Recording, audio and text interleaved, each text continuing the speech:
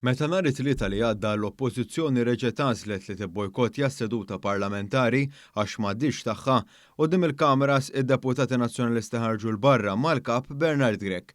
Minkejja dan, il-Gazzetta kulħadd żvelat kif uħud minnhom sfidawh u daħlu lura jew marru xorta tal-Parlament primarjament biex jgħaddu l-kart tagħhom mis-sistema parlamentari u ma jidhrux li kienu assenti bla raġuni u jispiċċaw bl-onorarja mnaqsa.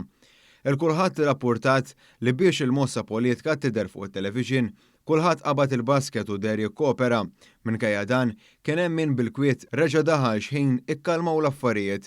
Dawk li daħlu għadu għal ftit minuti ġewwa biex minkejja li l-Oppożizzjoni kienet assenti mill-Parlament iserħu moħħhom li ma titnaqsilhomx 50 euro kull wieħed mill-onorarja minħabba n-nuqqas ta' preżenza tagħhom. Jidher li din il-mossa ġabet rabja kbira fil-Partit Nazzjonalista, bi-strateġisti fid-Dar Ċentrali jgħidu li dawn id-deputati jimminaw id-deċiżjoni u l-awtorità tal-kap tagħhom stess. Iżda fl-istess ħin jirriżulta li fost id-deputati kien hemm ukoll diskors li ma jistax ikun li jiddeċiedu dwar mossi ta' dan it-tip mingħajr imqar ma jkunu marfin bihom jew anke jiġu konsultati qabel. L-istess deputati fessu internament li l-kap kien jaf li ma kienx qiegħed jimxi skont l-standing orders tal-Parlament u għalhekk ma kellux jitlef ruling jumejn wara xulxin.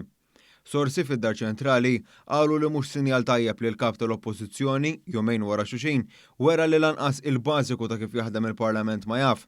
Dawn kienu kritiċi wkoll għal mod kif l-Oppożizzjoni meta ħarġet il-barra ibbojkottjat dibattitu fuq suġġett sensittiv ħafna, dak tal-vjolenza domestika.